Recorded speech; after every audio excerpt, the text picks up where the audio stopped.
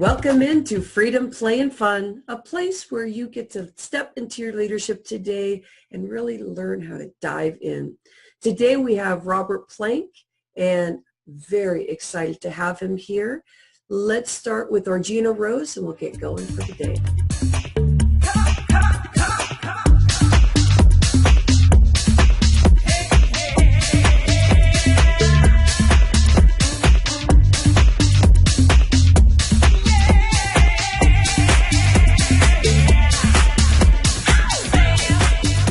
Welcome back in. I love the Orgina Rose song, so I hope you're dancing. It's one of those songs that makes me just feel so uplifted about stepping into your power. Maria, how are you doing today?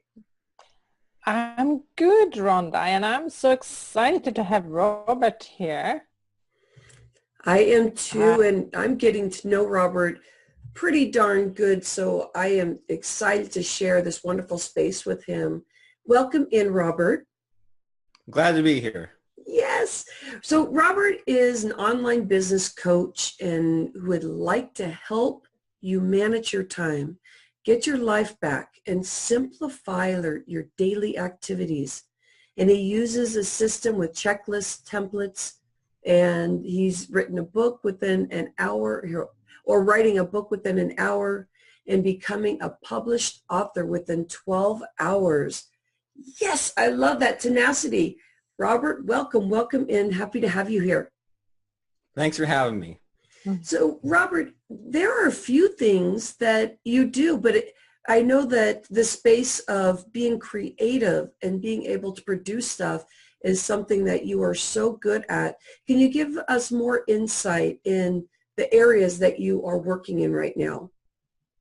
Yeah, well, what I do is I create courses about how to do membership sites, how to make podcasts. I sell WordPress plugins, so that basically software that backs up your website, that creates a membership site, that creates landing pages. And then to promote that, I have a daily podcast, a weekday podcast. I have 10 books out there. I do, I go out and do interviews and things like that. And so, when you do all that kind of stuff, you have to be good at, managing your time and have the motivation going every day to do what you want to do and kind of know what's working and what's not. And so when I kind of got started, I was too much of the geek and I was too much of focus on the technical stuff and kind of stuck in learning mode. And over the past 10 years or so, I kind of figured out how to remove all the stuff that I didn't want and how to focus on what's important and how to and I think just how to keep everything simple. That way it's all manageable and it kind of,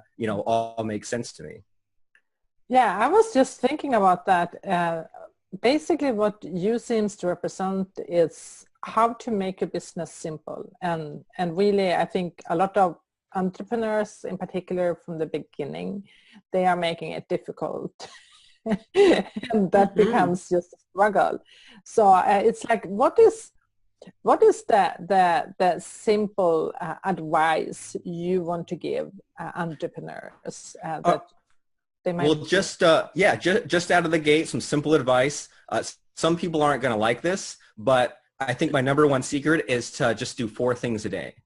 And I have a whole journal, a whole planner thing. But I used to have a big long to-do list. I used to have a whiteboard on the wall where I'd write stuff. And for some reason, I'd write stuff on the whiteboard, and whatever little notes or bullet points or things I'd write, they would just kind of stay there for weeks at a time. And I'd kind of look at that whiteboard on the wall with some kind of dread.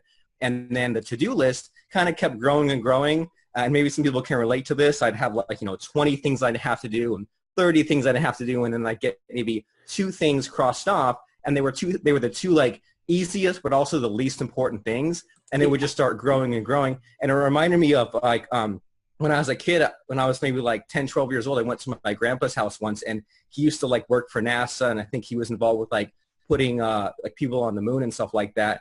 So he was really smart. But then he had this to-do list, and it was literally 20, 30 pages. And it was such a long to-do list that there was a table of contents on the front page to find page 12 or page 20 of the to-do list. And I'm sure that you can relate. And so when I kind of found myself heading in that direction of the to-do list with the table of contents, and after trying, prioritizing stuff and focusing on certain things, certain days, all this confusing, complicated stuff. I just looked at, okay, what am I actually doing today, and what I'm actually completing today, and what I'm actually doing today that's making me money. And so after a while, I looked at, well, what's the ideal number of things for me to do every day, and 4 was the magic number. So what my number one secret, even though a lot of people seem to be like attached to their to-do list, or they think that they can cram 20 things into a day, I like to just do 4 tasks, and one of those tasks is a quick 10-minute, just like a quick win. Like for me, it's send an email to my list, but for some people it might be, you know, make some phone calls or deal with customer support or meet with your virtual assistant. So a quick 10-minute task, and then 3 45-minute tasks, and then anything else that kind of is important, either it gets dealt with eventually or it doesn't matter. But as far as keeping things simple, staying productive, 4 daily tasks, a 10-minute task, and then 3 45-minute tasks is it's worked for me for years and years.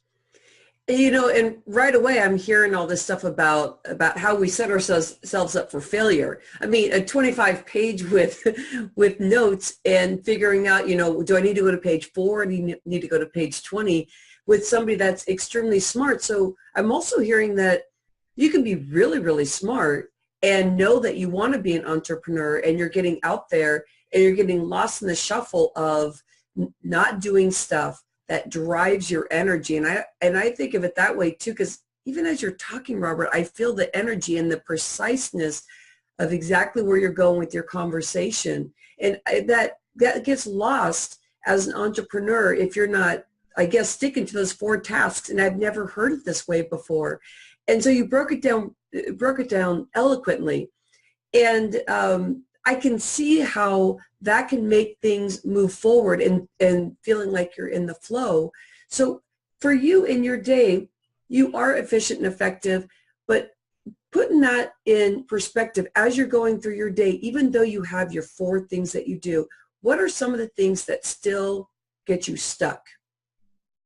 The things that get me stuck is kind of finding the right fit for what I'm trying to do. So, you know, when you plan, like, as you know, like sometimes you'll plan things for the day and then you either like won't finish all the things that you planned, or maybe some days finish nothing, or plan too small and then it's all done by like noon and you're like, oh shoot, I got to have the rest of the day there. So for me, it's kind of like trying to find the right fit. And usually my tendency is to bite off more than I can chew. And so sometimes I'll list like 4 things that I want to do, and then I'll only get like 2 or 3 of those things done. And sometimes I kind of feel bad about it, but it's just a thing like I have to get over. And so that's kind of my difficulty is kind of is finding, like when I choose those 4 tasks, to choose 4 tasks that I actually complete. Because as you kind of said and implied there, it's like it's important to set up that habit of always finishing the things that you start. And that's kind of like the problem with a to-do list is the to-do list is a recipe to keep opening up new things and starting new projects. And next thing you know, you hear all these people who say they're spread too thin or they're burned out. It's because you're spending all your time switching gears from one thing to another. And so so I usually figure out the 4 things I'm going to do. And I don't have my paper right now, but basically my 4 tasks for today was, number 1 was I had to send out some broadcast emails to my list. Number 2 is I have to get up on my podcast, which you mentioned. Number 3 is I'm hopping on this interview to talk to you ladies here. And then number 4 is I have to do a little bit of computer programming, because that's still kind of a thing that I do. And so so I have to find the right fit. And so sometimes I'll choose those 4 things I'm going to do. And some days just like not one of them gets done. And then that's a sign that things are really, really bad. And I have to look at those 4 things and figure out, okay, well, how do I set the next day up for a quick win? And that might be if I have those 4 things I was going to do and I didn't get anything done, maybe I just choose one.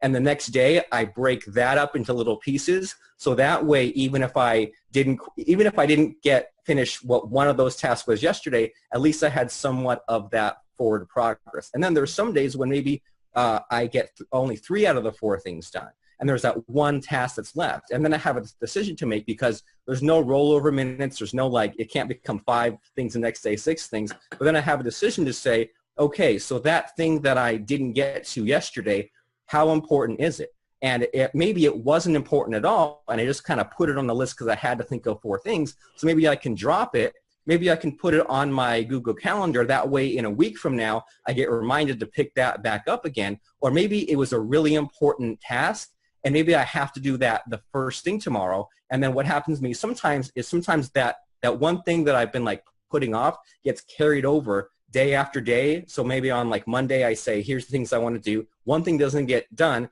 and it ends up on the list for Tuesday, Wednesday, Thursday, Friday. And by that time, I'm like, okay, now it's like kind of shit or get off the pot time, pardon my language, but you're just like, either it's got to happen today or not at all. But just kind of keeping it simple kind of keeps it all in your head. Like people always say, like, phone numbers are grouped in 3 and 4 chunks. I don't know how things are in Sweden as far as the phone numbers, but phone numbers are kind of grouped together, because if the phone number was like all 8 things long, you wouldn't be able to keep it in your head. But by having those 4 tasks, you kind of become aware if there's something that's not getting done or if there's something that's just not important. I love that, because it also makes the clarity of if something is not done and you keep having it on your 4 things, you have to actually ask yourself the question, like, is this something that I really need to do or have to do? Exactly. But I'm curious of your time management, because I can imagine that you're having some time management in this. So how there's this book called Rest. I don't remember the author's name, but for instance, he speaks about important that we rest our mind between working chunks. So he actually suggests working in 90 minutes and then having a rest, and then in the middle of the day having like a 3-hour rest. So are you thinking in terms of time management, or how you're using your time when you're doing your tasks? Yeah, I definitely put those breaks in between, and I definitely I don't just go from one task to another. And I think that kind of like I said, multitasking sucks. With multitasking, you're spending most of your time switching back and forth. And so I have that task. I kind of do what I need to do, and then I get up and I get away from the computer and I go and do some laundry, go and do the dishes, go for a walk, go get in the car. But I definitely get that task knocked out, and then once it's done, I get off the computer, because the alternative is being one of those people that sits at the computer for 8-10 hours a day and thinks they're getting a lot done, but they're not. And that was a kind of a hard lesson to learn there, that sometimes we fool ourselves into thinking that we're getting so much done. And really we've been sitting at the computer for 12 hours, checking email, checking Twitter, but having that focus and having the breaks, like you mentioned there, of just like, get the stuff knocked out. Once it's done, get up and get off the computer.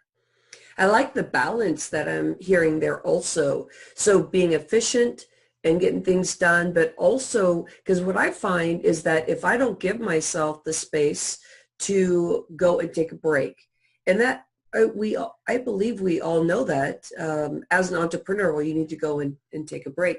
But sometimes we'll just keep flowing and flowing into it, and you find your energy going way down, and it's hard to make those decisions of, like what you said, Robert, how come I didn't get this certain thing done? Or why can't I get enough energy to get my 3rd task done that I already know is important?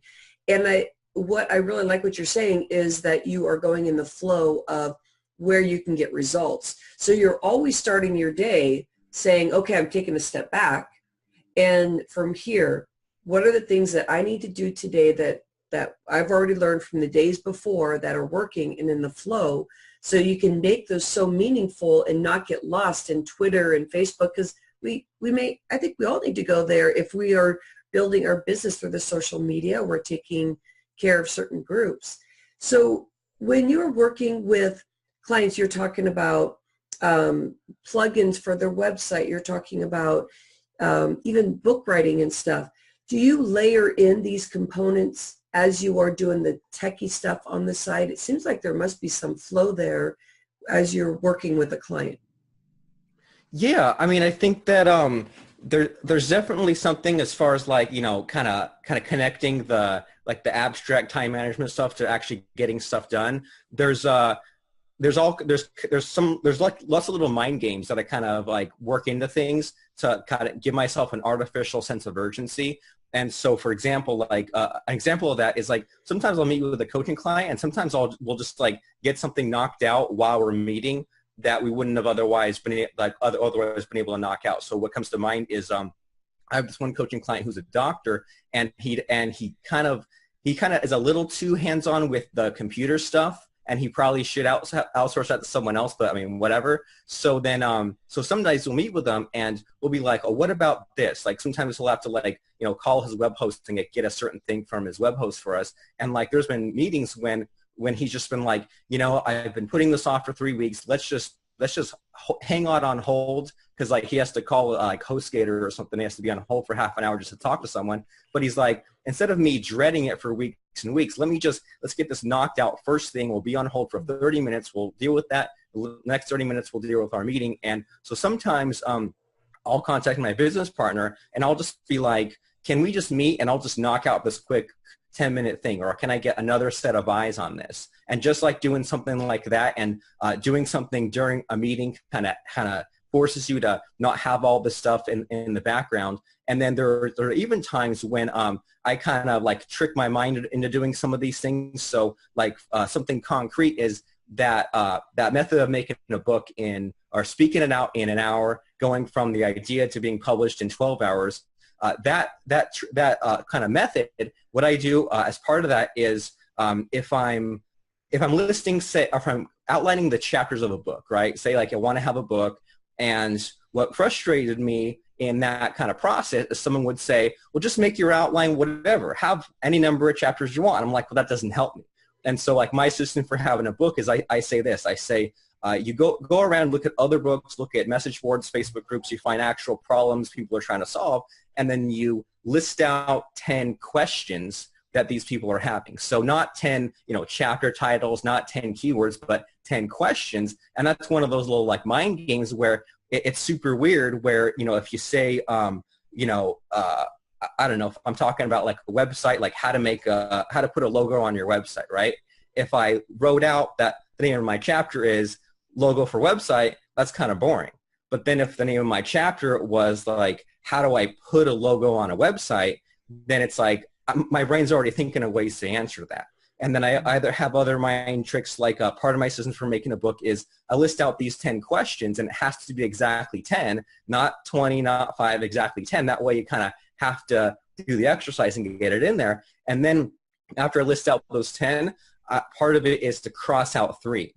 And so that's like one of those weird mind tricks where, because you had to list 10, maybe ideas number 1 through 6 were good, maybe ideas 7 and 8 were kind of iffy, and then 9 and 10, you wouldn't have thought of that unless you had to, unless you got through those medium ones. And then so if I say, all right, you're planning a book, you're planning your chapter titles, instead of thinking of titles, you're thinking questions. So that's one mind trick there. You list out 10, so that kind of forces your brain to do the work. You cross out 3 of them, so then you have to decide, well, what's really important, which of these questions or chapters are going to stay or going to go. And then if I'm down to like the last 1 or 2 and I'm just like, okay, I can't bring myself to cross out these really good ideas for chapters, maybe I can combine them into other chapters or questions and make it kind of like, 2 in 1. And that way I'm guaranteed to have a book that I don't run out of gas, right? I don't get stuck anywhere. I don't run out of ideas, or don't run out of content for a chapter there.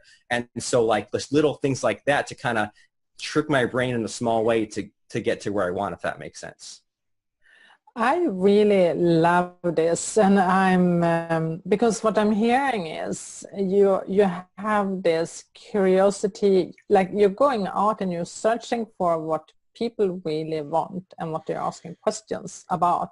So you're responding to that, which means that you're actually there is a market out there that has a need, and you're actually identifying, defining the need by doing your research around it, and then you responding to writing a book or probably an article or something else. And I'm thinking that a lot of entrepreneurs are coming from themselves and their expertise and their knowledge about something. So they're starting from themselves rather than from the need out there. Yeah, exactly. It's like people talking about what they feel they should talk about, or if they were teaching like a university class or something, how they would structure it, which no one really cares about. But I mean, yeah, and in general, like any kind of writing that you're doing, if it's an article, blog post, whatever, I mean, try this exercise. Try like, instead of making the title for it, make the title a question, and then even if you're maybe even to break it down to like 3 sub-questions, right? And then, and so if you're like, have your title, make it a question, have like 3 things below it. So maybe if the title of an article was like, what are 3 things a website needs? And maybe if it's like a logo, a headline, and a button, just off the top of my head. So then you make the title of that article, what 3 things does the website need?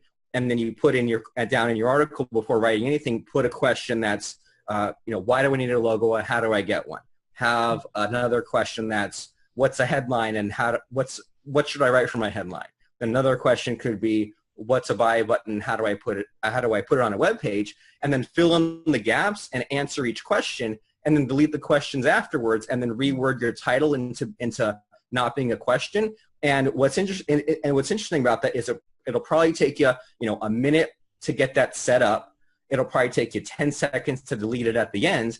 And then in between there, you probably got whatever you were going to write. You probably got it written in half the time, or it didn't take you hours this time because you kind of put the right pieces in place and then do what you had to do. Then remove kind of the scaffolding, and then no one has to know that you put those questions in place to get to where you needed to get to. I love listening to your process and your flow. I'm going with you along with that and how you're creating your best work. And I'm hearing the creativity. There's 2 areas that you're really working in as an entrepreneur. It's very interesting. The creativity side and how you get there. And you're also a numbers person, and being able to bring that together is something that is very enticing. What I like is that you're saying go out there and see what's happening before you're producing something big. Because beginner entrepreneurs, maybe entrepreneurs that have been around for a while, you can spend so much time and energy on the back end of creating and doing something before you're even making the money. And so to be able to have something that is already going to sell and starting to sell that before the process even fully happens is an interesting thing too. I was thinking about, because you already know what people want. So it's almost easy. And I'm wondering if you do this, Robert, with your clients. It's almost easy to put a face on something and have people opting in and maybe even paying for certain things because you've already done your research of what people are looking for, and you are already giving yourself time to be able to build that. So I can see how the income flow can come in pretty darn quick because you already know it's going to be a good seller. It's just how you put it on your website and how you do certain things. But is that the approach that you do as you're trying to get the flow and the creativity side? Probably without even realizing. You're telling me things about myself didn't even realize, but it makes perfect sense with the numbers and the creativity coming together. But yeah, like it's kind of like if you're solving people's problems, it adds that reassurance that you're not just making stuff up out of thin air. You're actually helping people. And then you probably have seen this too. It's like when you're an expert in whatever subject matter, it's really easy to make things way too advanced, right? Because that's what's exciting to you and the things that you've heard over and over again. You're like, well, who cares about the simple basic stuff? But then you go out and you look at, what people are searching for, what people are asking about. It's always the super duper simple stuff. So why make it more complicated than it has to be? Why make it like an exercise in academia? Why not just, make things, if people are looking to get started, give them that, right? Yeah, it's true. I mean, I really love it, and I think you're nailing it. And I think a lot of entrepreneurs really has that problem because they have some expertise they want to bring out rather than seeing how are people speaking about this and what is the problem they're actually having. And for some, it takes many, many years to reach there. So I'm like, you're super clear on that. They should get you as a coach for it. There you go. Yeah, I think it's something about you need to be really ready for it, ready to take in the information, because I've been in that track and I'm like, it took me some time to transition into understanding and actually hearing what people were saying they were having problem with, because for me, it was like, oh. Yeah, it's like an epiphany, like, oh, people really need that. And what I really am hearing is threaded through this whole talk is simplicity. And so this is the part of our podcast where we talk about, what are some of the takeaways as they have learned through this time with us, and simplicity. And simplicity can be difficult because our brain already goes to what we know, but to clean it up a bit and remember where you first started, that's where you're going to be able to support people more. So looking at what you're building and what you're doing, and I don't know if the right word, but dumbing it down, like making sure that it's very simple so people can eat it in bite sizes instead of feeling overwhelmed. Robert and Maria, I'd love to hear some of the takeaways for today, maybe some steps forward for people.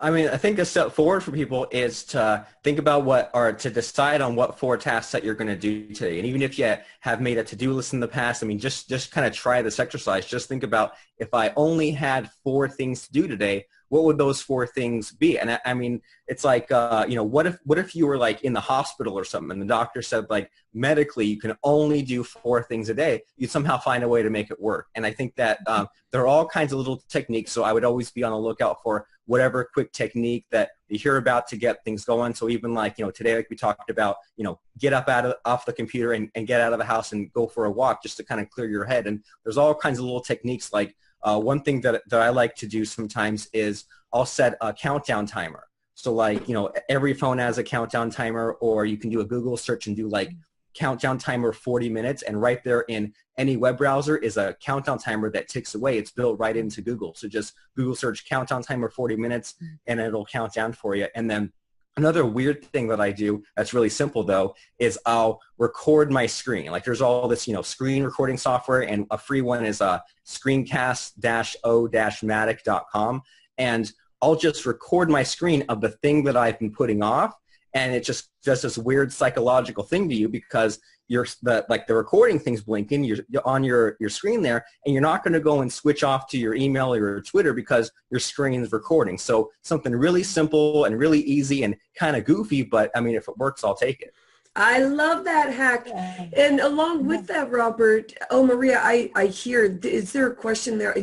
No, I just love that. I love that. And I learned when I started to use a timer in my working chunks time, I'm not dissipating my energy on being on Facebook or doing things that is just messing up my time. I'm being much more focused and concentrated. So it's really easy to discipline yourself just by using. It's easy, but it's hard, isn't it? It's like, because it's easy to get lost in the day. So, Robert, where can we float people to make sure that they learn these efficient and effective ways of wonderful approaches that you've been talking about? You can find me at robertplank.com. I have that podcast, a 5-day-a-week podcast, and there's links to all my stuff there. There's a Facebook group, tasks.com/group.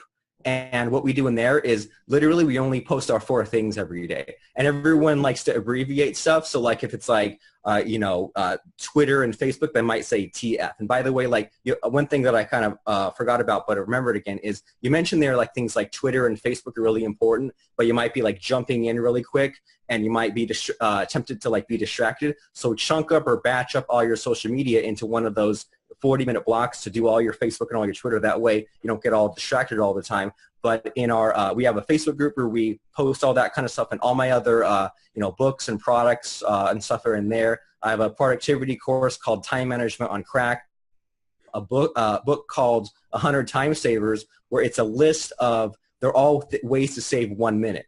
So there's 100 different ideas of like just ways to save time in the morning, in the evening, on your computer, off the computer. And so if you only picked up 10 of those and you save yourself 10 minutes a day, after a year, I think it's something like 60 hours that you freed up. So what is that? Like almost 3 days. So those little hacks, little things, they work. So just find something that works for you. But robertplank.com is where you can find my podcast, courses on the WordPress, the geeky stuff, but also the books on the time management stuff. Love it, Robert. Thank you for sharing this space with us. Love it. You're very welcome, and thanks for inviting me. Enjoy your Gina Rose, and we'll catch up with you next week.